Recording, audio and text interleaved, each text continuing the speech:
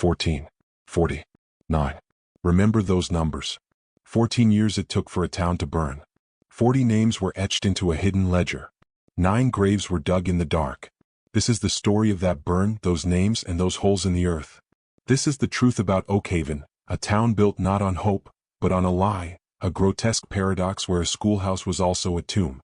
Hit that subscribe button right now and join this investigation, because the secrets we are about to uncover are still whispered today along the choked backwater creeks of the Mississippi Delta.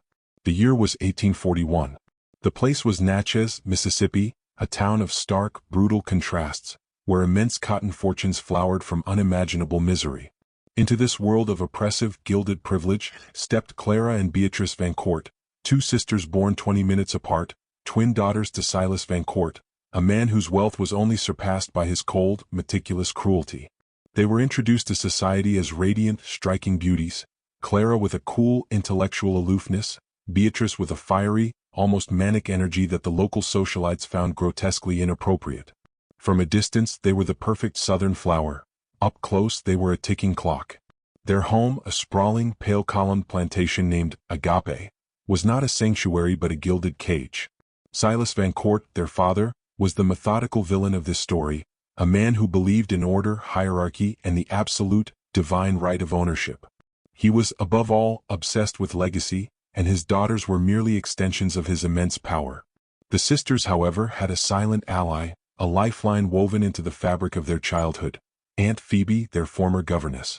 Phoebe was a trusted professional, not of Natchez society, but of the wider world. She was the one who smuggled books into the Agape library that spoke not of refinement, but of revolution. She was the one who, in 1858, revealed the existence of a small inherited hoard of gold, placed in her trust by the girl's deceased, rebellious mother, enough capital to buy not land but freedom. It was a crucial plot point delivered in a hurried, whispered conversation in the shadow of the smokehouse. Their destiny was not to attend the manicured balls, but to defy the very foundations of the slave economy that built their father's empire. This money, this secret, was the key to what came next. The tension within the Van Court estate was a taut wire, ready to snap. It snapped in 1860 over the fate of 2 lives. Elijah and Josiah Green, 2 enslaved brothers who worked in the fields of Agape but possessed a quiet dignity and fierce intellect that set them apart. Elijah, steady and deeply philosophical, was a decade older than the sisters. Josiah, quick-witted and guarded, was closer to their age. The sisters had known the brothers their whole lives, and their connection had deepened from youthful familiarity into a clandestine, dangerous love. This love, this unforgivable transgression, was the bomb Silas Van Court never saw coming. In a move that ripped a hole in the polite, brutal society of Mississippi, Clara chose Elijah and Beatrice chose Josiah. The weddings were conducted in a hidden hollow, a secret place beneath the moss-draped cypress trees, the only witnesses being Aunt Phoebe and a terrified elderly preacher. The vows, delivered in the dark, were minimal and highly impactful, establishing an atmosphere of immediate, crushing threat. The ceremony wasn't a celebration, it was a desperate confession. The delivery of essential backstory and motivation. The 4 of them would not live in Natchez. The consequence was immediate and devastating. Silas Van Court, enraged, declared his daughters disinherited and, in an act of petty, chilling retribution, marked the Green brothers for resale to the Deep South, specifically to a notorious sugar plantation in Louisiana. The 4 of them became hunted fugitives.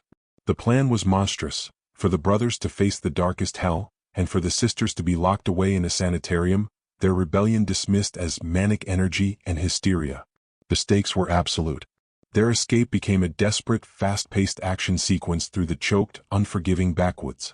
The narration switches to a close focus on the interior thoughts and actions of Clara, the quieter, more strategic sister, now a protagonist as victim/avenger. Every snap of a twig, every call of a night bird, felt like the heavy footfall of a bounty hunter. They moved only under the cover of a moonless sky, driven by the inevitability of consequence. They used the gold, Aunt Phoebe's great secret, to buy supplies, to pay off an aging river guide, and to purchase a single rusty, flat-bottomed boat. They paddled north, away from the sugar fields, away from the familiar horror of the cotton economy. They were looking for a place where their truth could live. The journey was one of vivid sensory imagery, the smell of decay, the touch of fear, the oppressive, endless sight of the swamp closing in. They rode for weeks until the familiar bend of the river that marked Vancourt territory was replaced by something else. The desolate, forgotten stretch of land on the Yazoo tributary, a place too swampy for grand plantations and too far from the major trading routes to be considered valuable. But it was here, in this remote, unloved patch of earth, that they stopped. It was here, in the shadow of a massive ancient oak tree, that the unsettling mystery of Oakhaven began. They had defied society, but now they faced a greater enemy, the wilderness and the relentless pursuit of Silas Vancourt, who could never let his property go. His revenge was patient, methodical, and spanned years, a masterpiece of psychological terror waiting to unfold. The four fugitives, the two sisters, their two husbands, stepped onto the muddy bank, the air thick with the smell of wet earth and ancient secrets. They were alone. They had escaped the fire, but they had walked straight into a shadow. She was going to live. They were all going to live, but at what cost? This impossible dream, this silent ally, was the birth of an almost impossible aspiration, a community. But the land held its own secrets. Now let's step back into 1847. The land they chose was a desolate, forgotten bend of the river, an area ironically protected by its own lack of appeal. It was too dense with swamp for large-scale planting, too remote for easy transport. They didn't see an obstacle, they saw sanctuary. Using the small inherited hoard of gold, a secret only the trusted professional Aunt Phoebe knew about, they purchased a large central plot and began the backbreaking work of clearing the forest. They called their fledgling settlement Oakhaven. The name was meant to invoke peace, shelter, and strength. But even a name in this story becomes a grotesque mockery of its true intent. The true crime storytelling tone shifts here, focusing on the slow burn, meticulous detail of the town's founding. This wasn't merely survival, it was the audacious construction of an impossible aspiration, an integrated community built not on cotton, but on education and shared labor.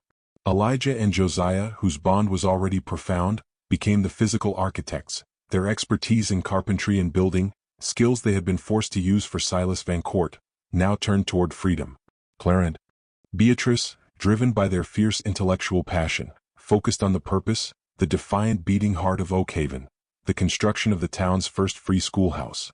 The majority of this script section is delivered through the chilling third-person narration detailing how, brick by salvaged brick, the school rose from the mud. It was built with a nearly manic energy, an obsession that masked the constant, gnawing fear of discovery.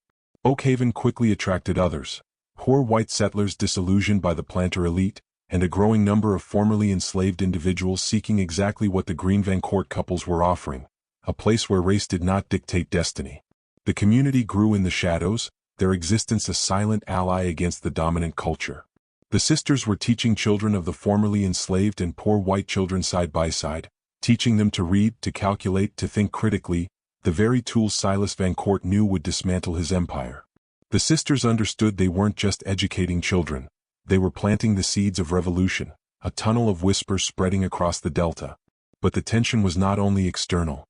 The long, descriptive sentences detailing the idyllic community were punctuated by short, snappy, declarative sentences for dramatic impact. The plan was monstrous. They were always being watched. Beatrice, the more outwardly passionate of the twins, began to suffer from nightmares, her fire beginning to turn inward. The emotional tone became desperate and tense.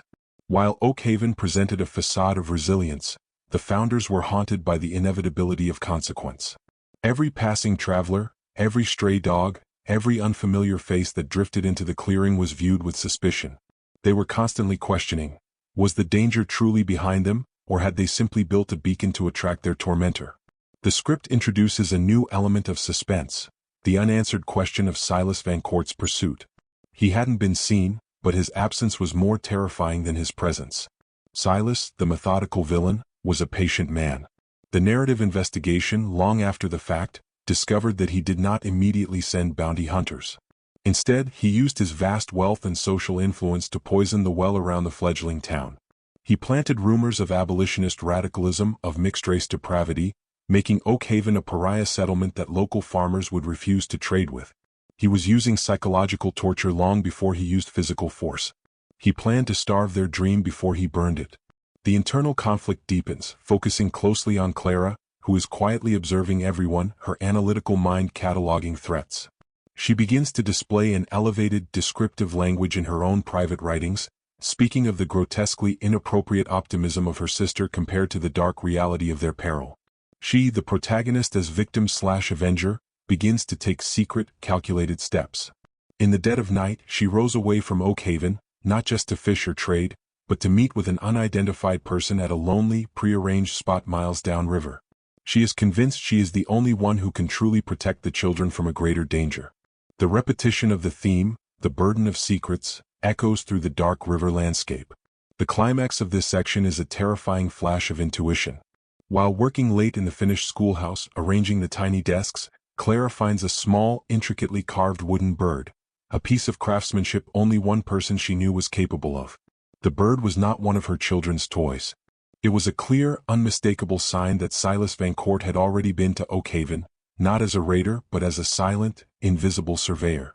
He had watched them build their dream, giving them just enough rope to hang themselves. The bird, a vivid sensory image of misplaced beauty, was his calling card. The open loop is left hanging in the oppressive silence. What did she tell her father during those secret meetings, and why did he leave a warning for her? The cliffhanger is palpable. Was the school truly a beacon of hope, or was it a fatal, desperate trap designed by the methodical villain to collect the very people he wished to destroy? The narrator, now directly addressing the viewer, challenges the audience. We need you to be part of this investigation. What do you believe motivated Clara? The carved wooden bird, a tiny, silent omen, cemented Clara's resolve. The tension did not dissipate. It solidified into a granite, desperate conviction. Her secret meetings downriver continued, a dark, necessary counterpoint to the bright, hopeful daily life of Oak Haven. The narrative investigation, decades later, uncovered fragments of her personal journal, which reveal the nature of the terrible deal she struck with her father. She had sacrificed the location, the crucial plot point of the whole settlement, believing she was trading a geography lesson for the lives of the people she loved. She rationalized her actions with the elevated, descriptive language that characterized her inner thoughts. She was giving up a piece of the harvest to save the entire crop, offering a small, controlled loss to avert a catastrophe of uncomfortable historical truths. She was, in her own mind, the ultimate silent ally to her community, despite the outward betrayal. Meanwhile, life in Oak Haven became a beautiful, terrifying routine. The first 40 students, the concrete numbers that give this horror verisimilitude, filled the schoolhouse daily. Elijah and Josiah, despite their constant fear, were flourishing. They ran a successful carpentry and trade exchange, ensuring the town was self-sufficient, their focus entirely on the physical protection and economic stability of their wives and the community. Their dialogue, minimal and highly impactful, often centered only on logistics and security, never on their true, deep-seated anxiety. The script uses the contrast of their outward strength and inner terror to build dramatic weight. But the dark secret began to fester, not just in Clara but in the ground itself. The script returns to the unsettling mystery of the 9 graves. The first grave was dug in the winter of 1863, not for a victim of violence but of illness. A wave of influenza swept through the vulnerable community. Beatrice, with her fiery energy and natural empathy, assumed the role of the town's primary caregiver, the healer. She was a ferocious advocate for the sick, working tirelessly.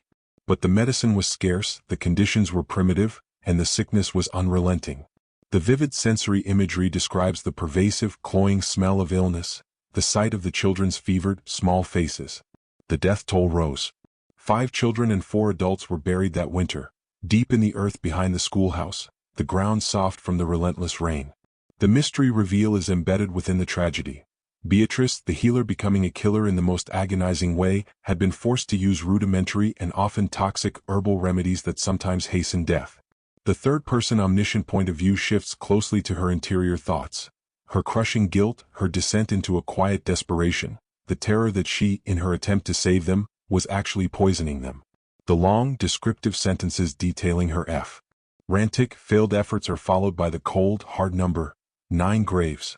The plot thickens with the addition of a second grave site found years later by the investigating journalist, the protagonist as Avenger, a plot that contained not bodies but 9 miniature, hand-carved wooden birds, identical to the one Clara found. The original graves were empty. The tension explodes in 1866, when the first confrontation occurs. A small band of vigilantes, not sent by Silas but inflamed by his rumors, rode into Oak Haven with torches, aiming to destroy the schoolhouse.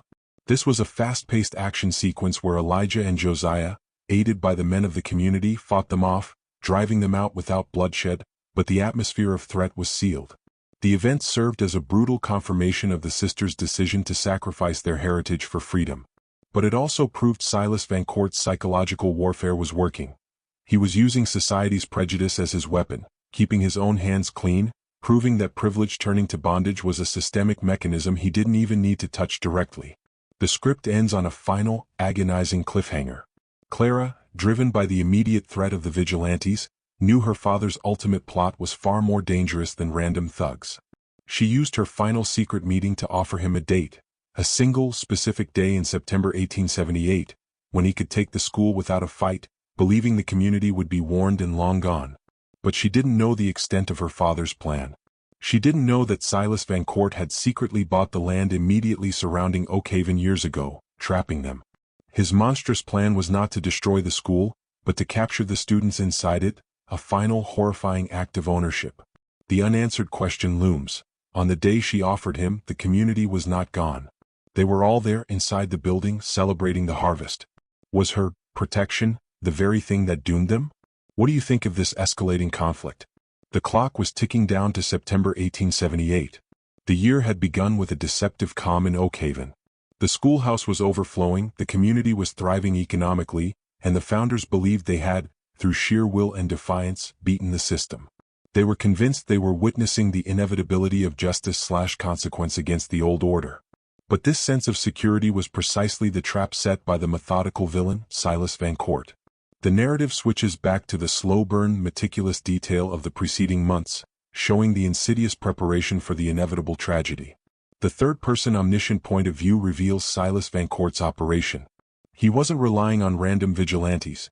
He was using his vast resources to recruit a private, heavily armed company of mercenaries disguised as surveyors and lumbermen, their objective not to destroy but to collect.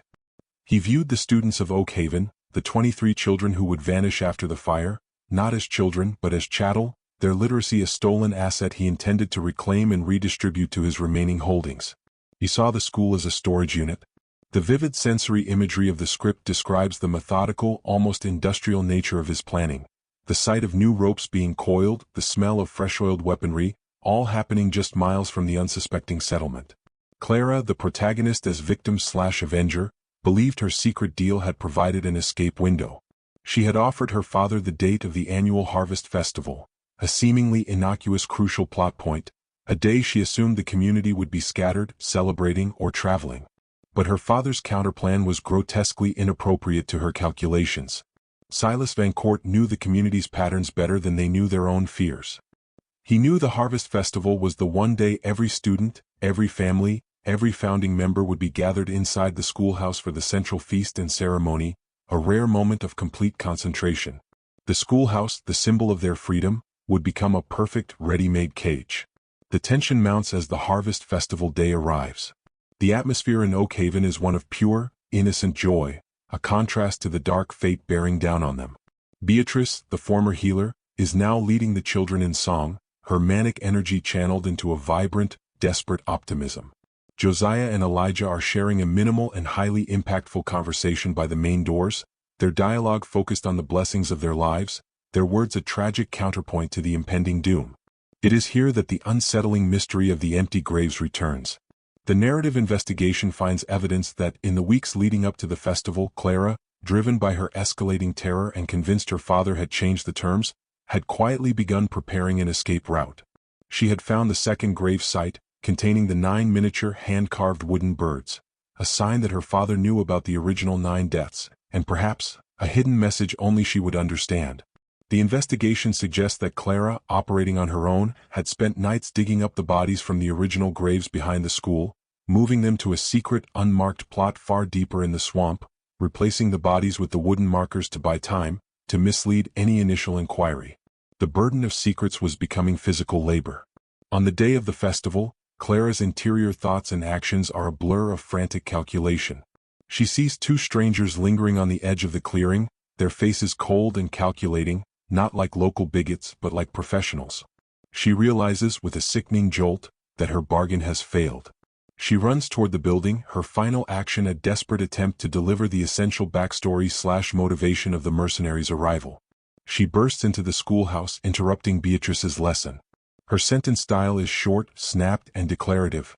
The plan was monstrous. He is here. But she is too late. The mercenaries, executing a fast-paced action sequence with military precision, surround the schoolhouse. The doors are blocked.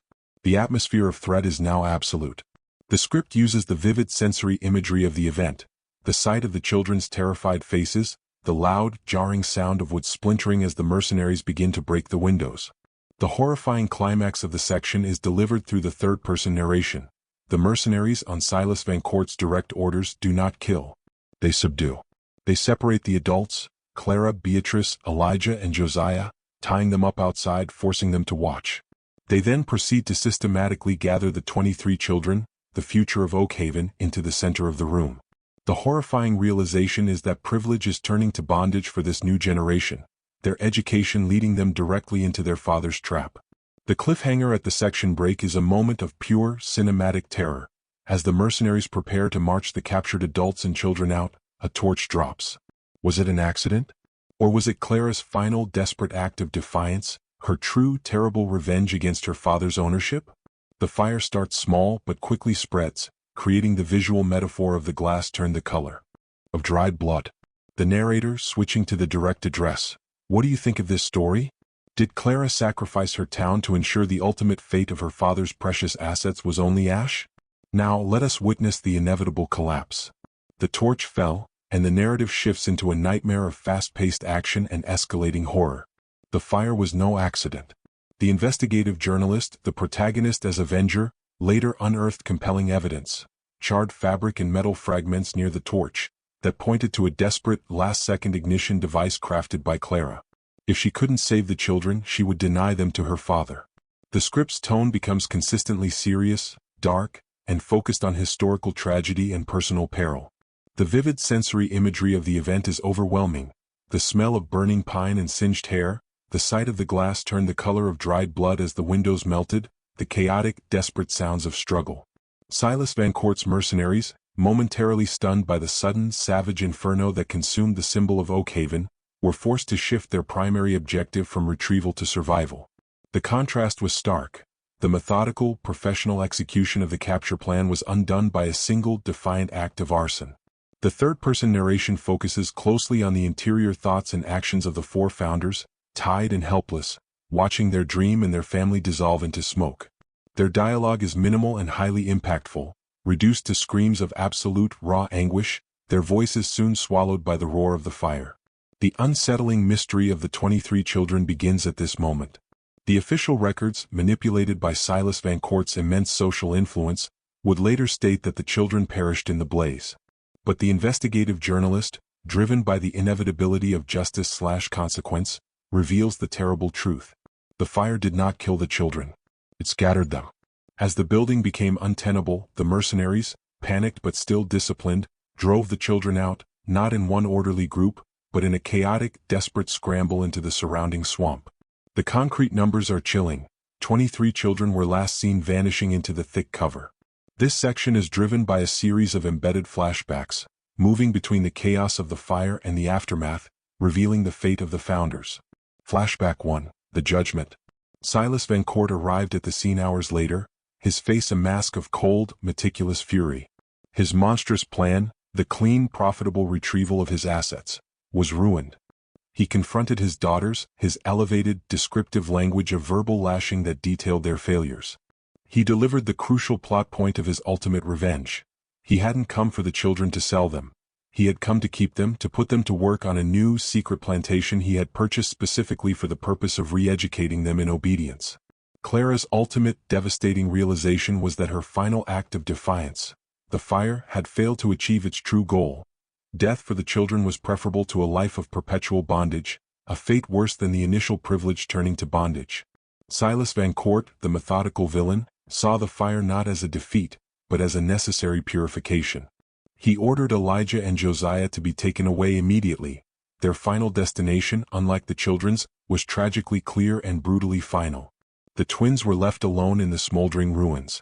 Flashback 2. The Split. Beatrice, the former healer, now utterly broken, turned on her sister. Her manic energy had curdled into a devastating grief. Her dialogue, though brief, was a fatal plot reveal. She had known about Clara's secret meetings with their father and had even encouraged them initially, believing Clara's claim that she was buying time. But she hadn't known about the September date, the fire, or the total collapse of their hope. The contrast between the two sisters was absolute. Clara, the cold calculator, now a protagonist as victim/avenger driven by a singular, unexpressed need for justice. Beatrice, the passionate heart, now reduced to a shell, consumed by the burden of secrets and the guilt over the 9 original graves. The sisters, the inseparable twins, separated forever in the ash of their failed dream. The present, the unanswered question. The narrative shifts back to the third-person omniscient voice of the investigation. The question that remains open: what happened to Clara and Beatrice after the fire? The official records are silent, scrubbed clean by Silas. The journalist years later found only 2 things on the site: a fragment of a woman's shawl and a single, fresh, unmarked grave, a 10th hole dug in the earth. The script leaves the viewer with a chilling cliffhanger. Did one sister kill the other? Was it an act of mercy or a final, devastating act of revenge? The narrator directly addresses the viewer. This is the climax of the tragedy, but the true mystery, the location and fate of the 23 vanished children, is where this investigation truly begins. Now, let's step back into 1847 and trace the path of the original sin. The investigation opens in 1905, nearly 3 decades after the fire, placing the protagonist as Avenger, a journalist named Elias Thorne, on the desolate, overgrown grounds of Oakhaven. The script's tone is now purely investigative and dark, a stark exploration of historical anomaly. Elias is not just a reporter. He is a man driven by a family secret connected to the town's original founders. His mission is to confront the uncomfortable historical truths that had been meticulously buried by the immense power of Silas Van Court. The vivid sensory imagery focuses on the decay, the pervasive smell of rot, the sight of the charred foundation stones, the oppressive, thick air that felt heavy with the burden of secrets. His breakthrough comes not from official records, but from the fragile, brittle pages of a hidden ledger found tucked into a hollow space in the remaining chimney stack. This ledger contains the concrete numbers that launched his entire crusade, the 40 names of the first students of the Oakhaven School. This was the first proof that the town had existed and thrived, and that the story of a random fire was a lie. The script uses this discovery as a crucial plot point, moving the narrative from a tragedy to a conspiracy. Elias is operating entirely on third-person narration, his internal thoughts, his need for inevitability of justice/consequence, driving the action. He quickly realizes the key is not who set the fire, but where the children were taken. Elias's meticulous detail focuses first on the 10th unmarked grave, the fresh one dug after the fire. He exhumes the site and finds not one body, but 2 sets of skeletal remains intertwined. The forensic analysis, delivered in a sharp, academic tone, provides the devastating final plot reveal of the sisters' fate. The remains are Clara and Beatrice Van Court. They had died not by murder but by poison, an act of dual suicide. They had faced their father's victory, the destruction of their dream, and the loss of their husbands and children, and they had chosen the ultimate contrast to their passionate lives. A quiet, final act of shared despair, escaping the psychological torture of living with the consequences. Their demise was a final, tragic, minimal, and highly impactful statement on the true cost of their rebellion. Their grotesquely inappropriate youthful spirit had been extinguished by a lifetime of terror. The investigation then pivots to Silas Van Court, the methodical villain, who is now in his late 80s, living in opulent, isolated comfort. Elias knows he must find proof of the monstrous plan, the abduction of the children. He uses the contrast between Silas's public image as a benevolent patriarch and his private, chilling reality as a slave owner who adapted his business model after emancipation to include the kidnapping and forced labor of children. Elias's research reveals a pattern of smaller, outlying plantations owned by Silas Van Court that seem to have been abandoned in records but maintained in secret. These are not cotton plantations. They are work camps, built for invisibility, a series of tunnels of whispers hidden in the deeper backwoods of Louisiana and Arkansas, far from the reach of nascent federal authority. He zeroes in on a desolate, unnamed property in the Louisiana Bayou, a location tied by a faint, repeated land survey mark found on Silas's old maps and a specific type of cypress wood used in the construction of the Oakhaven schoolhouse. This detail, a piece of vivid sensory imagery, the unique grain of the cypress, becomes the definitive link. Elias understands this property is the ultimate manifestation of the privilege turning to bondage motif, a dark mirror of Oak Haven, built by the same hands, Elijah and Josiah's final forced labor, a devastating assumption, and for the same people but for opposite ends. The climax of this section is a fast-paced action sequence. Elias's solitary, tense journey deep into the bayou. He is now the protagonist as Avenger, armed only with his camera and the brittle ledger. The atmosphere of threat is thick with the swamp's ancient silence. He finds the place, a crumbling complex of barracks and fields, isolated and utterly forgotten. This is where he finds the ultimate proof, the physical manifestation of the lie. The suspense reaches its peak as he enters the main building, the silence deafening, the shadows moving. He finds a wall covered not in blueprints but in charcoal drawings, crude, childlike portraits of a schoolhouse, an oak tree and two stern, beautiful women. The 23 children were here. They had survived the fire, only to live out a sustained, slow-burn tragedy. The drawings deliver a crucial plot point. The children knew where they were and they remembered Oak Haven. The cliffhanger is a dramatic confrontation. As Elias stands there looking at the drawings, a figure emerges from the shadows. It is an old man, frail, but with eyes that hold the deep, quiet intelligence of a scholar and the haunted look of a victim. His face is lined with a lifetime of hard labor, his hands scarred by the tools of construction. He introduces himself with a minimal and highly impactful line. "You are looking for the children of the schoolhouse. I was their teacher." This man, an unforeseen silent ally, is one of the original 40 names from the ledger, a former student who has survived 3 decades of Silas Vancourt's control. The entire narrative investigation is about to take a dramatic turn, switching from historical research to a dangerous, active extraction. The former student, whose name is revealed to be Samuel, becomes the essential guide and new silent ally to Elias. Samuel's dialogue, though minimal, is loaded with the essential backstory/motivation needed for the next phase. He confirms that he and the other 23 children were brought here immediately after the fire. He reveals that Elijah and Josiah Green were indeed forced to build the camp before being executed by Vancourt's mercenaries. This detail, delivered with a chilling, formal tone, confirms the founders' total sacrifice. Samuel is the embodiment of the burden of secrets, having lived for decades in this hidden tunnel of whispers. The focus of this section is on the fast-paced action and planning of the escape. Samuel explains that while many of the original 23 have since died or been sold off as adults, a small, hidden community remains. The children of the Oak Haven children, now young adults themselves, still enslaved by Silas Vancourt's overseers who visit only intermittently. Samuel, the former student, had taken on the mantle of the teacher, running a hidden, clandestine school in the deep swamp, keeping the memory of Oak Haven alive. The narrative highlights the contrast of Silas Vancourt's dark intent versus the enduring light of the education the sisters instilled. The repetition of the key theme, the importance of literacy, is powerful here. Silas thought he could erase the knowledge, but it had survived and multiplied. Elias, the protagonist as Avenger, now shifts his focus from historical truth to present peril. He knows that the discovery of this camp is the final piece of evidence he needs to take down Silas Vancourt, but he cannot leave the people behind. The risk is immense, the escape route treacherous. Samuel meticulously details the landscape, using vivid sensory imagery to map the hidden trails, the treacherous mud flats, and the locations of the guards. The pacing becomes rhythmic, alternating between the slow, careful planning and the tense, quiet movements. The journalist devises a monstrous plan of his own, a complex ruse to draw out the overseers. He will use the last of the gold inherited from the Vancourt mother, the same gold that founded Oak Haven, as bait. He travels back to the nearest small town, leaving Samuel and the others hidden, and deposits a conspicuous amount of gold, claiming to be a prospector who found a small deposit nearby.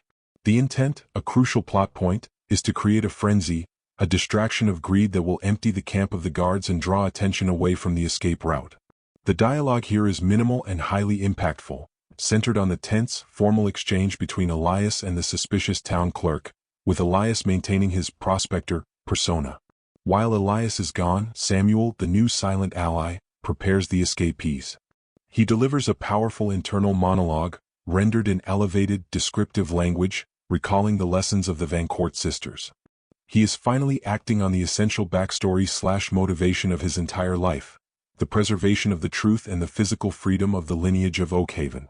He gathers the remaining children of the schoolhouse, showing them the charcoal drawings and delivering the chilling final instruction: "We are going to live. She was going to live. We are all going to live." The cliffhanger occurs as Elias returns to the Bayou camp. The gold has worked. The camp is deserted of all overseers and guards, a temporary false sanctuary. He meets Samuel and the group and they prepare to leave. But as the sun sets, casting the trees in a menacing shadow and turning the swamp water the color of dried blood, they see a small, elegant boat approaching. It is too small for the mercenaries, too quiet for the locals. And standing on its deck, frail but impeccably dressed, is Silas Van Court. The methodical villain, alerted by the unusual gold deposit and trusting no one but himself, has come to investigate.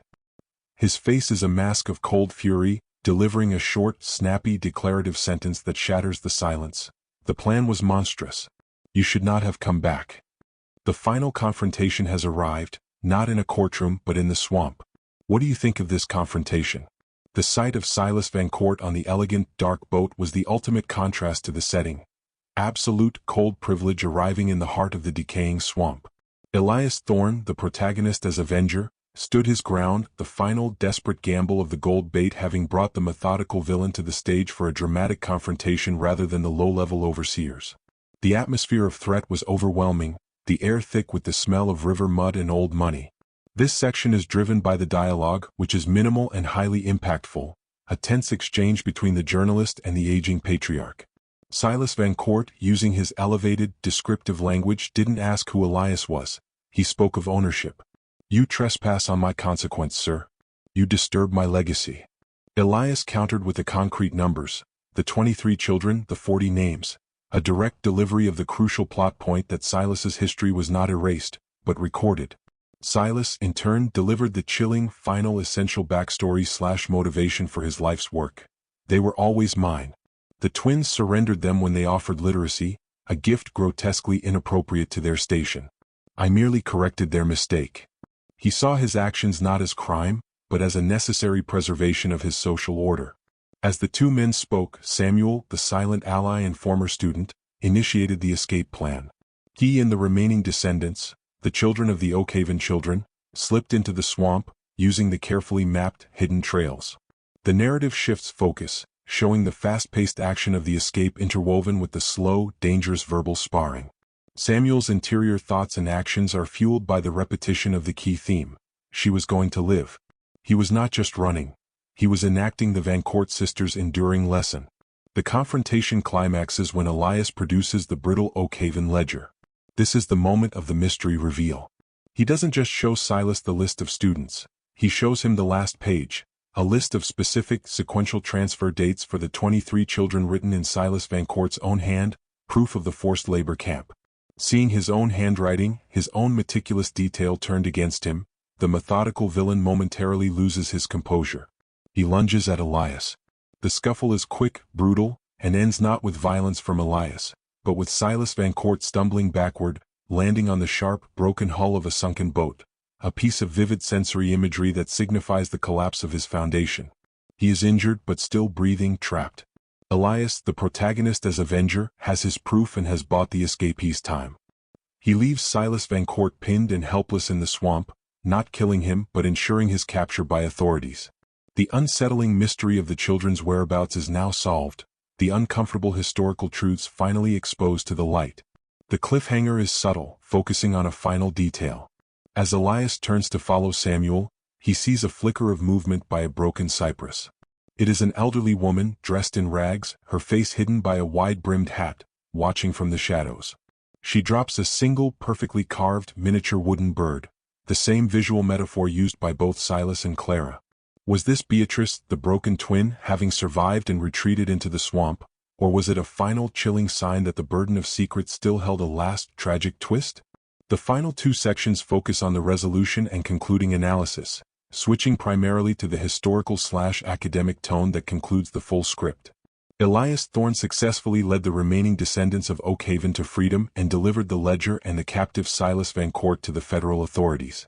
The fast-paced action of the investigation gives way to the slow, heavy wheels of justice. Silas Van Court, the methodical villain, never stood trial. He died weeks later from his injuries and old age, still professing his innocence and lamenting the destruction of his legacy. However, the inevitability of consequence came not through a court verdict, but through the irreparable damage to the reputation of his family and the public exposure of his crimes.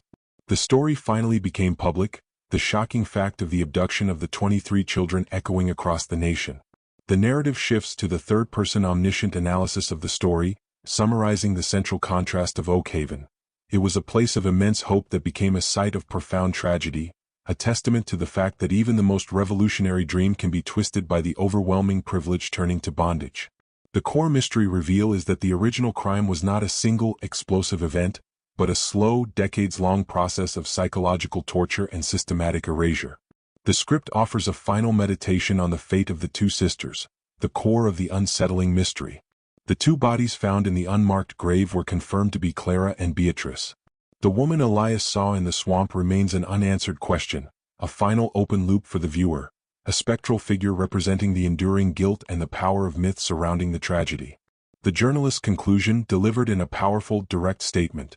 The 9 graves were not just a tally of the sick, they were the first signs of the burden of secrets that would ultimately consume the town, a secret Silas Vancourt used as his own terrible calling card.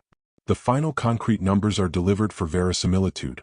The surviving descendants of Oak Haven, now free, established a new community further west, built around a new school, ensuring the lesson, the essential backstory/motivation of the Vancourt sisters, would never die.